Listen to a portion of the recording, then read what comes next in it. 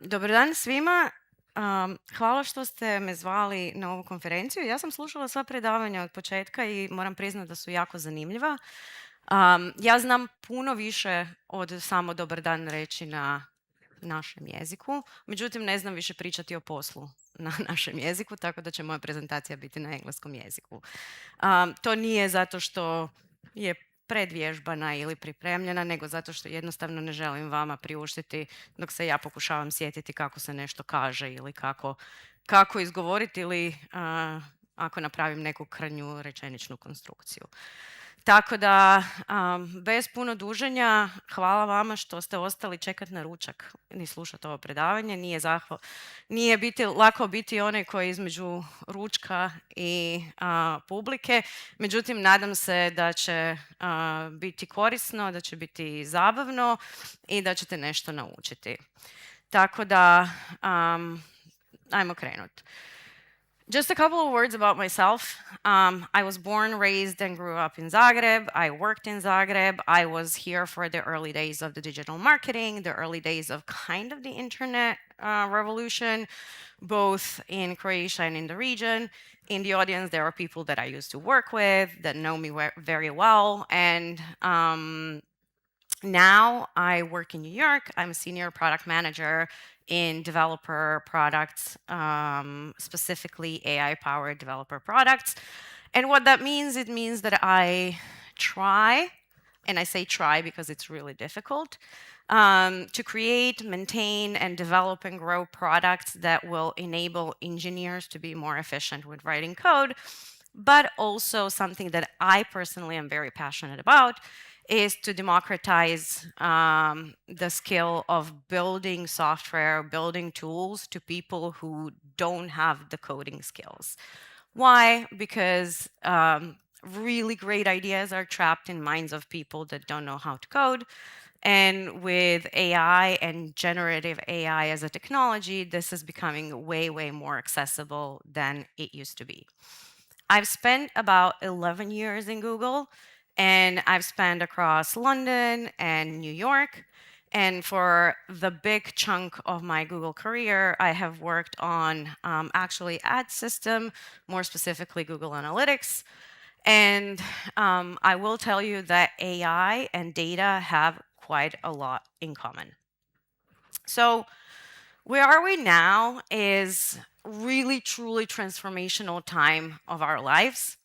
And we do say that for quite a lot of things that we see and develop in our lives, but we are truly in the era of breakthrough innovation.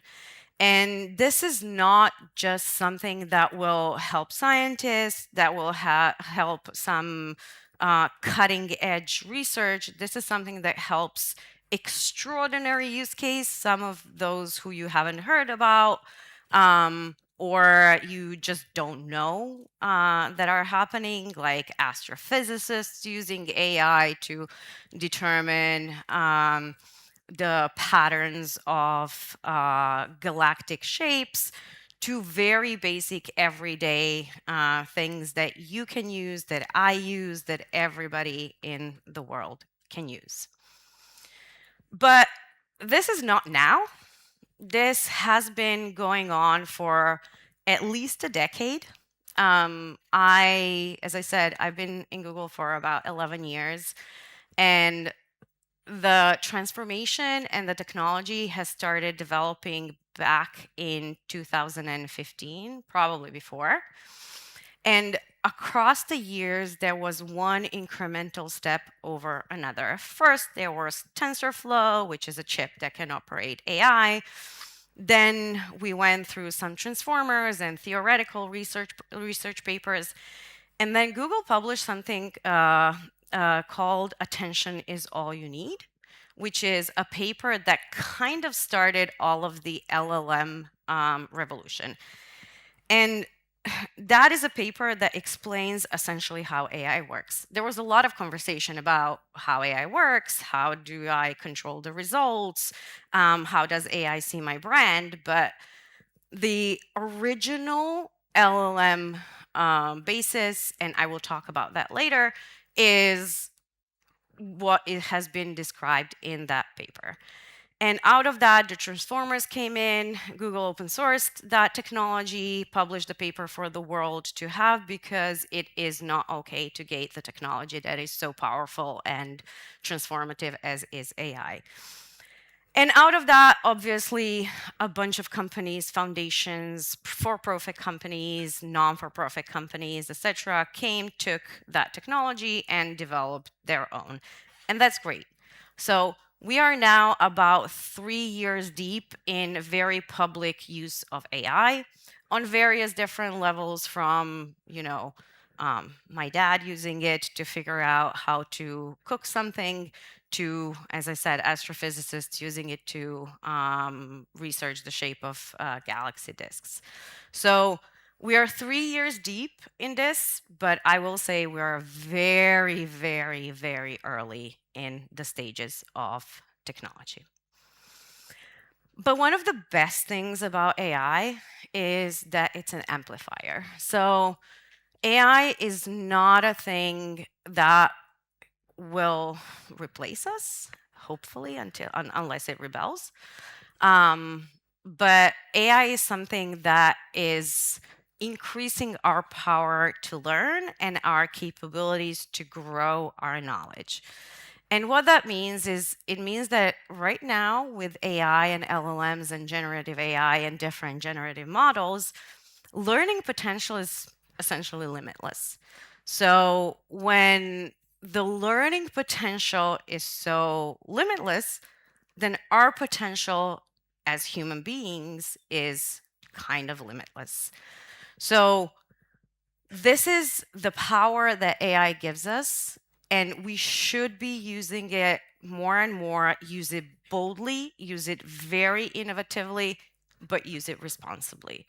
One of the greatest, I'd say, traps of AI is that it's based on human training, human knowledge, and humans use it. So we should use it boldly, but we should use it responsibly as well. And not only as a technology is so groundbreaking, it's also transforming how we work. So it's not only, here on my fingertips to help me in my day-to-day life, but it's also transforming the processes how I work, and it's transforming the way how I think about my tasks and about my role. So for example, I'm a product manager. The key artifact of any product manager is something called PRD. PRD is a product requirement doc where you go in, you sit down, you think about how your product will work, and then you describe it. So I will create a clicker that has 3 buttons. The use will be this, this, and that. The customer user journey will look like that. And my validation of why I think this product needs to be in the market is because research shows that users cannot click on the laptop to change the slides, so on, so on. So PRDs are kind of the key component of every single product manager, not only in Google, but outside in the world. Right now, what's happening is people are no longer writing PRDs, they're creating demos. And we have this annoying saying across the industries, demos over memos, which means that what happens is, if I have an idea, I will build a demo, I will build an ugly first prototype, and then I will document how it will work before it goes into full production. I remember 15 years ago when I started working in the social media and digital marketing, I was a product manager for Facebook apps. I don't know if you are old enough to remember Facebook apps as a marketing strategy, but it was very, very popular. And that's how I started my career on being a product manager for Facebook apps. And what I used to do is just do a basic HTML that would simulate how things work. And it's exactly the same idea. I didn't write too much code into these Facebook apps because I would take a screenshot and I would just write on-click button, go to another page, because it didn't make sense unless it got approved. But right now, I can almost build fully functional apps with the technology that is available. My niece just turned 18, and I wanted to get her into learning something new that she didn't know. So, as every good aunt, I'm really fun, so I chose quantum physics. And what I did is I asked an LLM or a tool to build me an interactive app that will simulate all of the experiments, that will show the basic things to know, and that will give her a glossary of terms. And it's an interactive website where she can ask questions, but she can also play around, do experiments, and see how other variables interact one with another. I'm not going to say that she's fully bought on quantum physics, but at least she gave it a try, and she tried to understand what is going on. So with AI, we have a chance to change how we work, and not super change on what we work. My job is essentially the same, but the way how I do my job is very, very different. So it's empowering everyone, from students, from workers, from teachers, business owners, to work smarter and not harder. I used to be very annoyed when my boss told me work smarter and not harder, and I was like, yeah, but you give me too much work to do. So right now with AI, it's actually possible to work smarter and not harder. But there's always a but. And the ugly truth is that I have been in this space for more than 2 years, and I live and breathe AI. So this is comes as a second nature to me, but it's not true for every single person, and it's not true for everyone. Economic benefits of AI and the efficiencies and the workplace benefits of AI are not equally accessible to everyone. And we as a whole, as a group, as governments, as private companies, as institutions, foundations, universities, etc., need to work together on bridging the skill gap and teaching people how to use AI boldly and responsibly, and making tools accessible to every single person. That means that everybody has equal chance to access AI. When I say bridge the skill gap, that is probably right now the biggest challenge and the biggest barrier in adopting AI more widely. And why am I saying that? I will give you my own example. I am a millennial, and millennials, we grew up on search engines, right? Mostly Google, but you can Bing, DuckDuckGo, whichever you want. And people who do digital marketing, who do SEO, and who did search engine work know that if you're working with a search engine as a user, what you do is you write plumber near me, Manhattan, let's say so. And you mostly converse and exchange the information with the search engine by throwing kind of a bucket of keywords and letting the search engine search the internet for the keywords that you send them. AI is not like that. The way how you interact with AI is very, very different, and fundamentally has to change people's ways of thinking about interacting with a service on the internet, piece of technology, etc. So what we need to do is we need to reskill our workforce, our friends, our family, our peers, and help them bridge that gap. But AI is now solving problems really huge and really small across various different industries. How many of you use AI? Solid. Those of you who haven't raised their hands, you use AI, you just don't know that. So, as I'm saying, there is huge amount of change and advancement and use of AI that has happened in the past couple of years that you probably are not even aware of. For example, when you go to a doctor, when you go to a specialist, it's more than 90% likely that they use some sort of AI to assess your test results at first. If you're a lawyer, you 1000% use AI, because I don't believe it's humanly possible to have that all in your brain. And getting AI there is amazing. But also, you use Google Maps or any maps, finding the most efficient routes. You see an ad on the internet? Yeah, that's AI. And that has been AI for years now. It's just that the AI was a dirty word before the big boom of chatbots came in.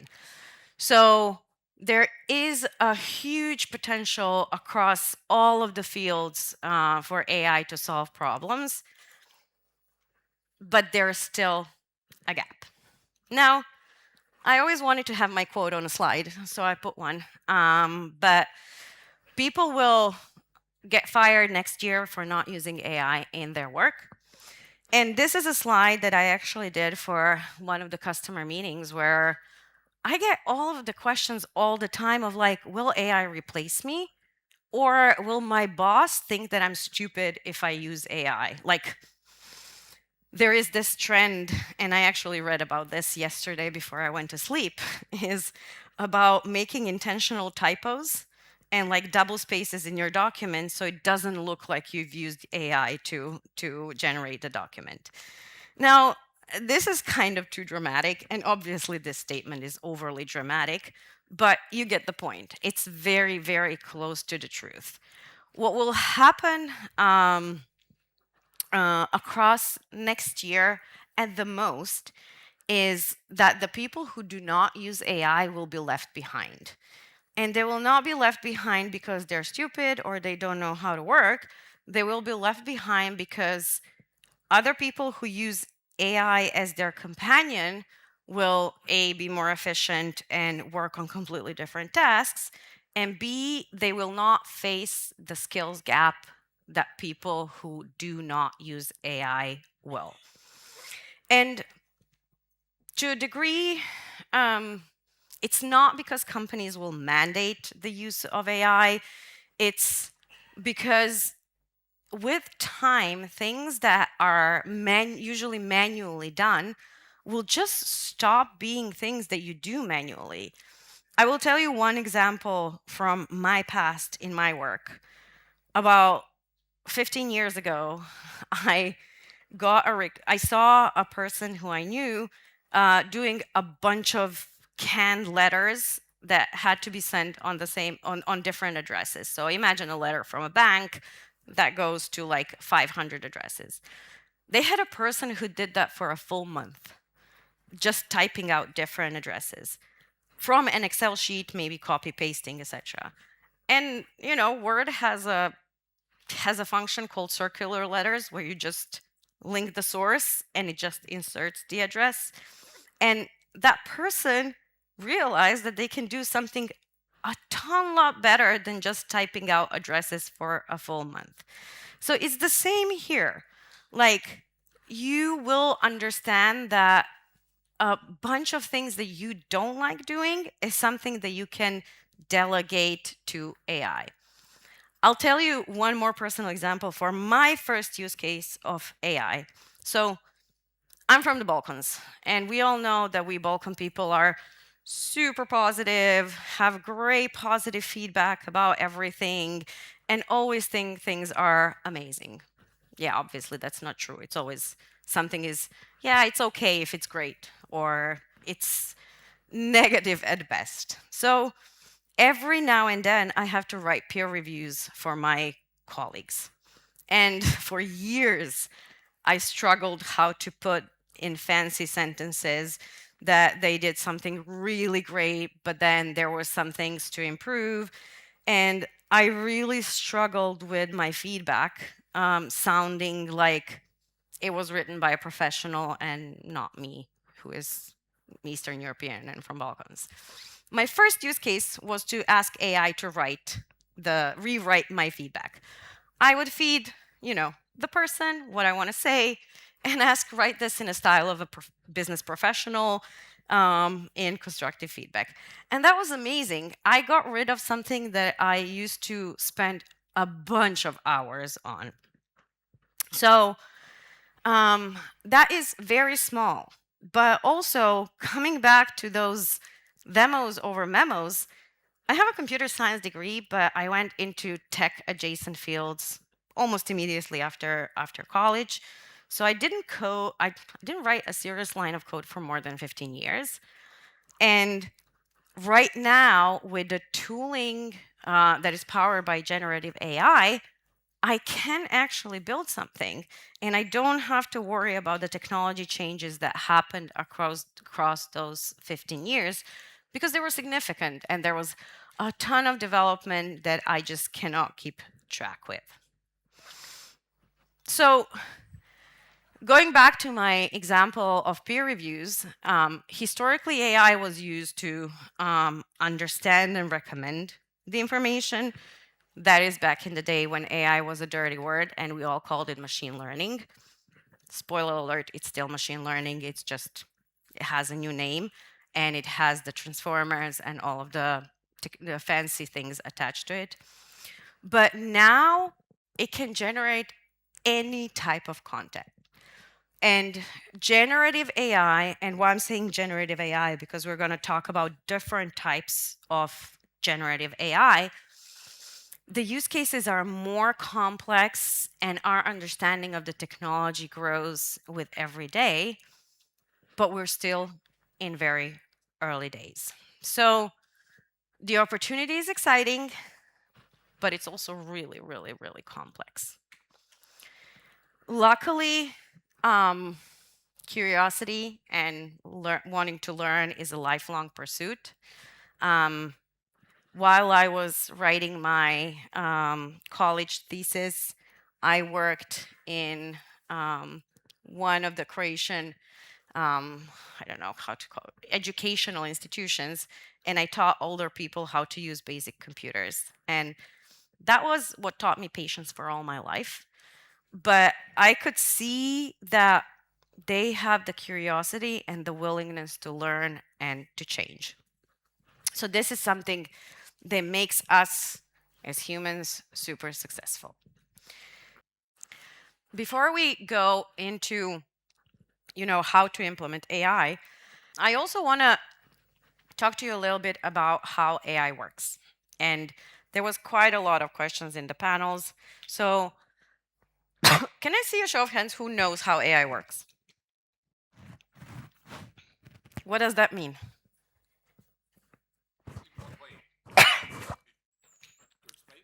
Yeah, in 3 words, how, if I was your, I don't know, your aunt from... Well, first we compress the whole internet into some sort of knowledge, then we kind of interpret it, and before that, the model is created in a way that is built on the trusted sources and the way how they do it. And then we use that to implement questions and to estimate the next word and the phrases to generate it all. So this is the simpler. Yes and no, but really good guess. So how models work is actually, so model, when I say models and LLMs are large language models. Large language models are used only to generate text. There are different generative models, such as Imagine, Nano Banana, Midjourney, you name it, that generate images. Those are not LLMs. And there are video generation models like Veo, like Sora, that generate video. Those are not LLMs. So when we talk about LLMs, those are the models that generate text. So models, generally, yes, they work in this way. They have training data, and then based off of training data, they try to predict what is the next. They try to predict what is the context, what is the surrounding, and what is the next possible thing. LLMs work on something called vector databases. Vector databases are essentially model in real time, trying to figure out what is the next term based on similarity. So let's say I have a cough. the next probable word will be cold, and it likely won't be a clicker. But in the context of a presentation and somebody asking about what if I cough during my presentation, then probably clicker will be in the similarity of those words. So it's looking the vicinity of the meaning of the terms to determine how it will move forward. And AI is by default non-deterministic. What that means is that you will never, ever, ever, ever get the same answer twice. And if you think you can control that, you're wasting your time. So non-deterministic answers are okay because you're looking for a directional context and you're looking for what you want to learn theme-wise, kind of process-wise, format-wise, and you evaluate responses.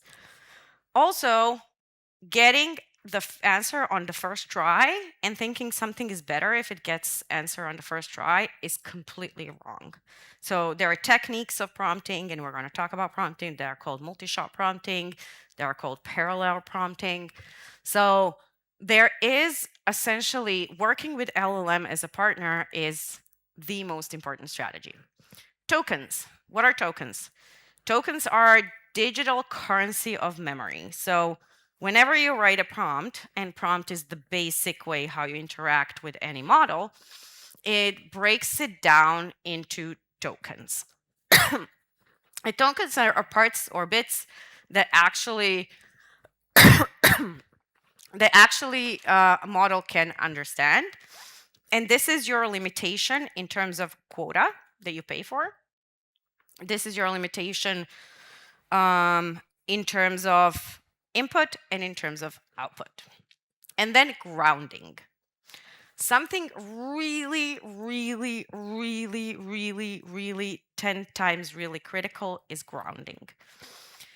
Whether you ground in search, going to web and check the sources, or you ground in your own documents, it's really important to tell the models what the facts are. And grounding serves to reduce hallucinations.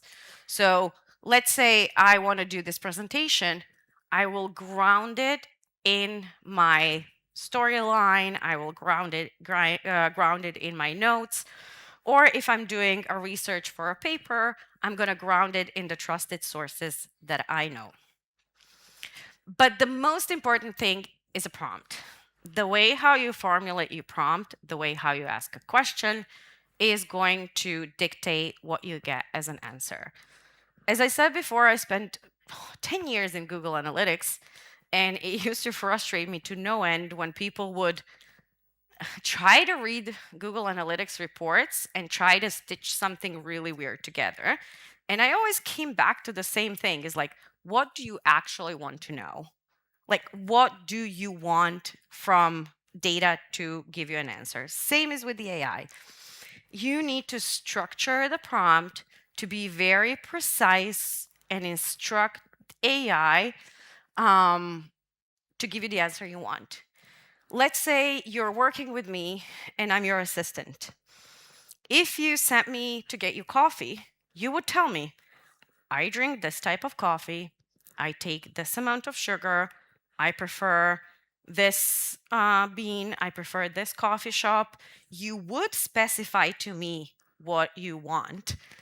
The same thing applies for AI. Just because it's a machine, it doesn't mean that you don't have to be very clear about what you want and specify how you want it to look like. I have a bunch of friends that use AI and they say it's shit because it doesn't read their mind. But even if you don't know what you want, you can ask it to brainstorm with you and to be your partner. You can ask it to write a prompt for you. You can ask it to help you with something, but you need to be very specific on what that is. So the basics of prompt engineering, just 101, very quick crash course. The anatomy of great prompt is give LLM a role. Tell them who they are. Define the goal. Why are you doing this? What do you want to achieve? Specify the audience. Ideally, tell them who is going to be reading this, or who are you preparing this for. Set restrictions. Really, really important. My favorite restriction is do not use fancy language, because sometimes LLMs, especially in English, can be very Dickensian and write in language that is not really natural. And tell them, how do you want result formatted?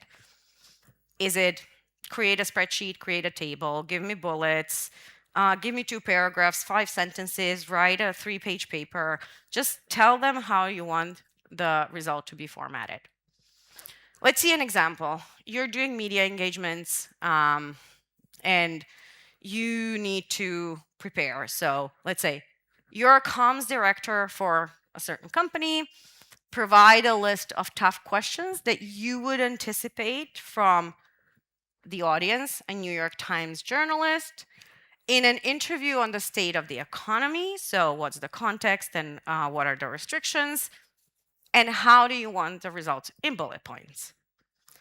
Or going even bolder, where you don't use all of the parameters, but you still set very specific results, is compare GDPR with Japan's data protection law, put it in a table. So this will give you a side by side. Or it will put it literally in a table depending on the model, and then you have to say, put it side by side.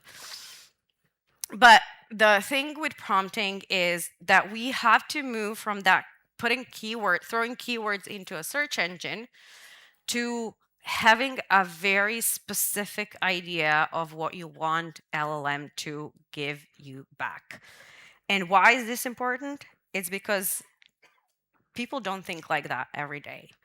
And it took me a while to adjust my ways of searching the internet to adapt to these ways. And now when I use AI, this is automatic for me because I live and breathe this every single day.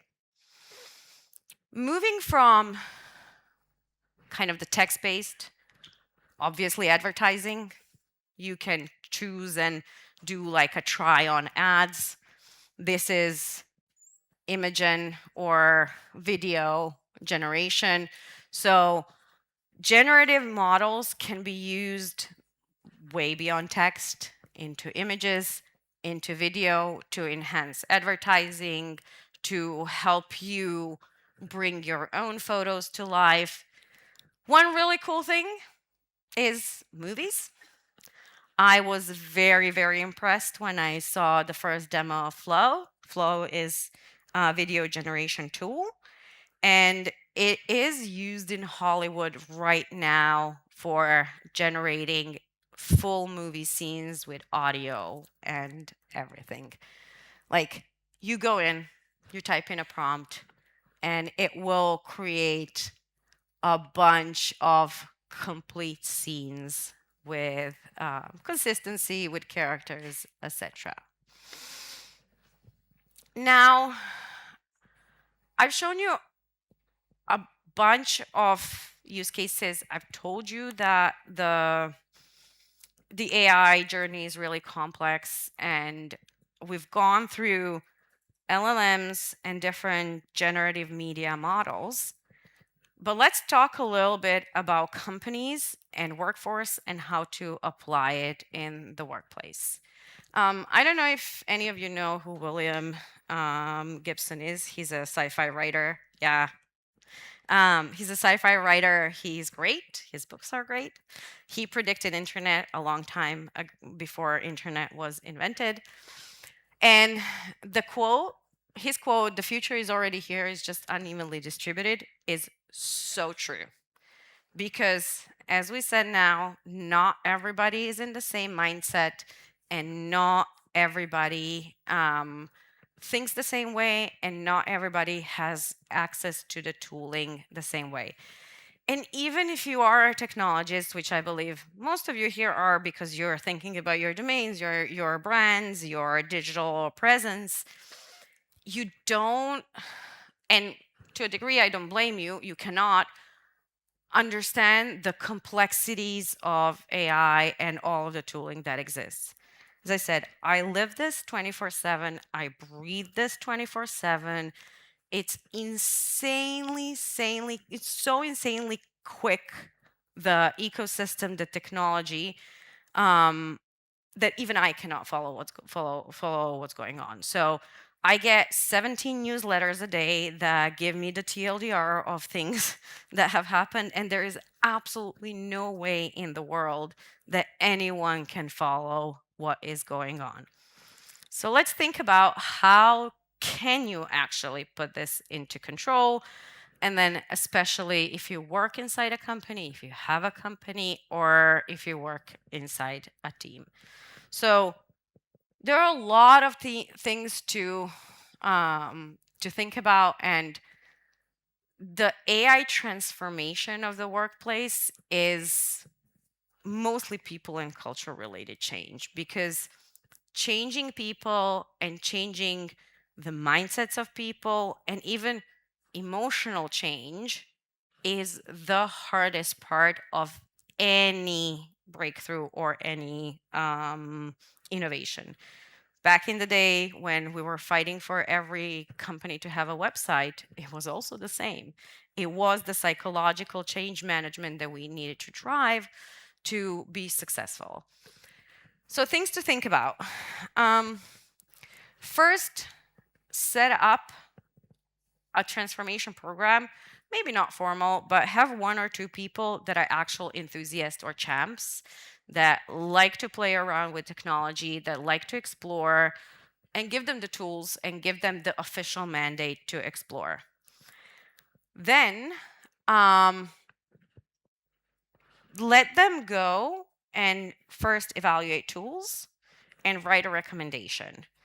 And then when they do, you're going to trust them because they're valued employees and you trust them. And the other employees will trust them because they are valued employees and you trust them as people. After that, what you do is start scaling slowly. And why I say slowly is because even though there is a ton of AI happening right now, sometimes, the leaders, the managers, the business owners shove that into their employees' mouth a little bit, because there is no understanding that people still have their day-to-day job. They still have their 9 to 5. They don't have time to spend 6 hours a day exploring and learning AI. I'm lucky I do, because that's my job. But people usually don't have that.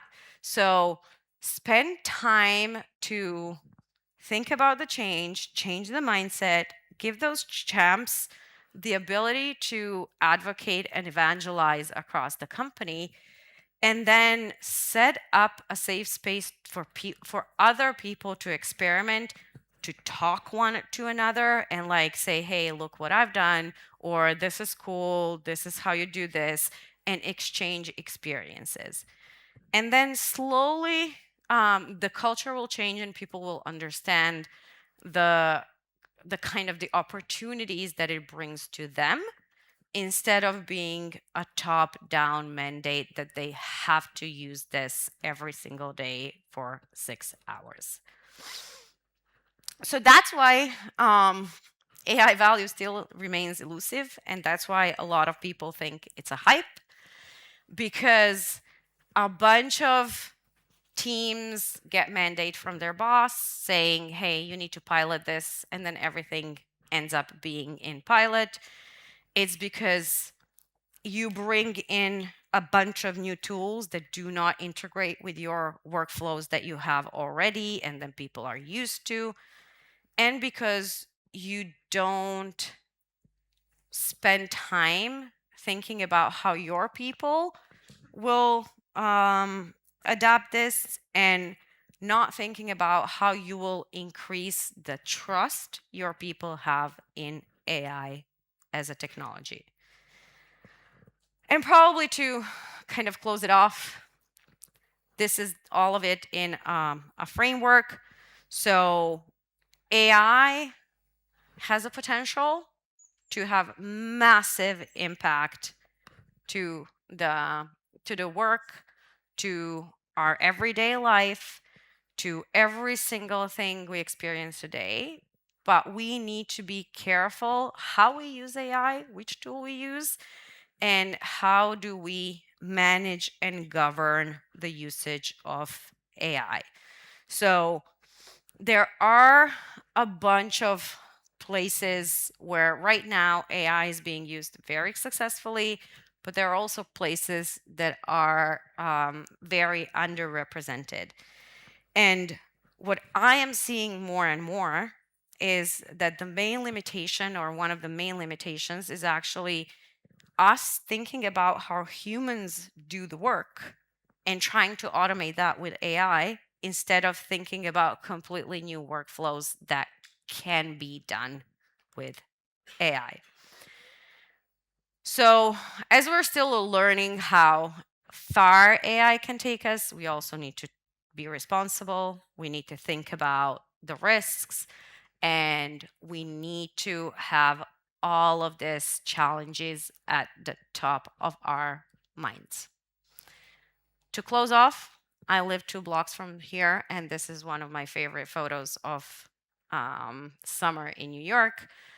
We all have stake in AI success, and we all need to be committed to working boldly and responsibly to make the most of AI's potential together. Thank you.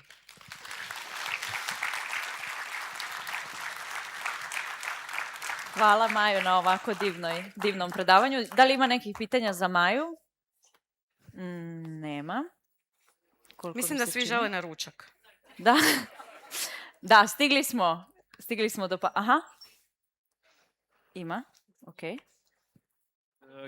Yeah, thank you very much. Hvala. Može, ne, to mogu. Da. Kako god. Dobro, možda ću na engleskom ipak, da. It's okay. So I think thank you very much for the presentation. My question is about being responsible when using AI, because we often, when we talk about domain names in particular, we often talk about small businesses or sole entrepreneurs. They maybe don't have employees, they don't have time to do all these tasks and whatever. They want to perform a simple task like, give me a good domain name for my business, give me a good name for my business, and AI. And then AI picks up a good name that happens to be somebody else's trademark. And then after 6 months, this person receives like UDRP complaint or a lawsuit saying that, you're infringing on my trademark. I mean, I had one case that I handled myself for a small Indian entrepreneur, but I know there are many more cases like that. So what's your recommendation to small businesses trying to adopt AI and trying to use AI in the domain name context? Thank you. So add a restriction of check if there is any copyright anywhere across the world or any of those guardrails. But actually, I think this is not your responsibility. And I think this is more of a governmental responsibility to create training programs and educational programs and all sorts of different types of workshops that will teach small and medium business owners how to do this. But yeah, double check anything you get with the restrictions of in a prompt with AI. Još neko? Aha, imamo u drugom redu. Dobar dan. Uključeno, ja se. Ljubica Dragović, novinar. Mene interesuje da li mislite da će AI u budućnosti minimalizovati upotrebu Google-a, s obzirom da evo ja kao novinar na AI ukucam sve što mi treba, dam mu direktive, on mi izbaci i pitanja koja bih mogla da postavim i sve što me interesuje o ličnosti koju želim da intervjuišem ili o temi koju želim da odradim. I znači da bukvalno mi nije potrebno da idem na Google da pretražujem i tako dalje. Odgovor na to pitanje ne znam, zato što i jednako kao i naše korištenje tražilica, interneta i tako dalje, i definitivno nije samo ograničeno na Google, nego na sve tražilice generalno. Odgovor je ne znam, zato što jednako kao što je evoluirao naš način kako tražimo nešto, tako će evoluirati i pretraživanje. Dakle, ono što znam za sigurno je da je AI mod u pretraživanju donio više pretraživanja i više query-a nego što je bilo prije. A kako će to izgledati kroz sljedećih par godina, sve ovisi o tome kako će se tehnologija razvijati. Ali ja i dalje imam, dakle, ono što je najbitnije je ta navika da se nešto pita i traži se odgovor. Koji je kanal za to i koji je surface, odnosno platforma, je sasvim nebitno. Aha. Hvala za super prezentaciju. Moje pitanje se odnosi na cijenu tokena. Da li je ona zaista mnogo podcijenjena i kada to bude moralo se stavimo u neku monetizaciju, kada bude prestale ove investicije, da li će mali biznis i generalno, koji će odnos biti, kako će to uticati na korišćenje? Jel imaš 3 sata? Odgovor je kompleksan, ali ono što ja uvijek kažem i govorim zadnjih godinu i po dana, no one is getting rich on AI right now. Odnosno, cijene tokena su vrlo vjerojatno jako subsidizane trenutno. Realno mislim da ne postoji točna procjena koliko token košta, jer uvijek noviji modeli imaju skuplji token, stariji modeli imaju jeftiniji token i uvijek će biti taj nekakav omjer korištenja skupljeg i još daljeg researcha i onda što su stariji su jeftiniji. Međutim, ono što je veći problem od cijene tokena i subsidizanja, zato što velike kompanije si mogu priuštiti da subsidizaju takve stvari, je kapacitet. Odnosno, dostupnost fizičkih čipova, dostupnost energije, dostupnost data centara, tako da ako me pitaš da li će poskupiti, vrlo vjerojatno da, ali ne u smislu da će cijena po tokenu narast, nego će vrlo vjerojatno različiti use case-evi imati različite cijene. Hvala. Hvala ti, Maja, još jednom. Hvala. Evo, možeš uda.